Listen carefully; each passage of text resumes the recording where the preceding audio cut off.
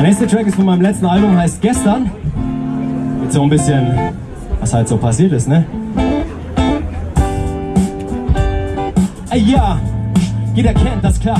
Oft schwelgt man in Gedanken und denkt dann dran, was gestern war und wie's jetzt ist. Heftig, wie klassisch alles auch verändert hat. Wer hätte das gedacht, was das Leben bereithält? Damals, als ich skaten die Wege bereiste, war ich weit weg von Vernunft. Was ich meine Jungs waren mehr wert als Zukunft oder Scheine. Steine auf dem Weg gab es damals schon, doch ist man mal geflogen, war's halt so. Ja, es gab keine Aggression, man probierte es nochmal und die Wochen waren lang, von Montag bis Sonntag locker. Doch die Zeit tickte deutlich langsamer, weil's nicht so krampfhaft war. Man fand noch was und Ruhe, die langweilt man, und solange man dahin geht, wird jeder Tag ein entspannter Tag. Jo, gestern.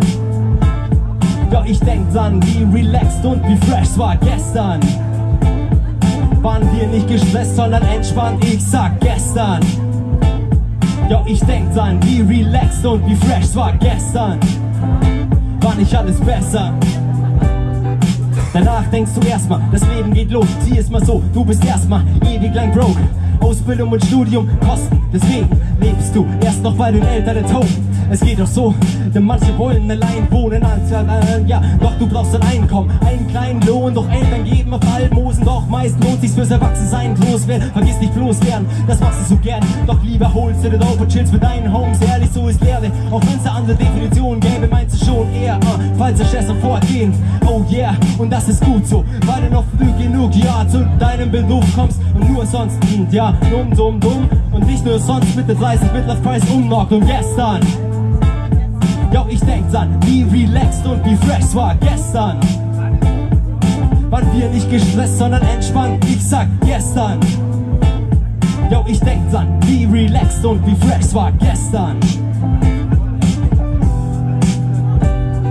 Und wie's heute ist, brauch ich wohl niemandem erzählen. Ich diene im Unternehmen und verdiene so mein Geld. Ja, ich liebe diese Welt, meine Frau, meine Kinder freuen mich riesig drauf, echt, weil das schon bewaldend ist. Doch trotzdem frag ich mich, obwohl ich unzufrieden bin, wahnsinnig oft, wo all die Jungs geblieben sind. Denn irgendwie hat die Vergangenheit mich zu dem gemacht, was ich jetzt bin, und ich mach jetzt weiter in der Gegenwart. Gestern, yo, ich denk dran, wie relaxed und wie fresh war gestern. Waren wir nicht gestresst, sondern entspannt, ich sag gestern.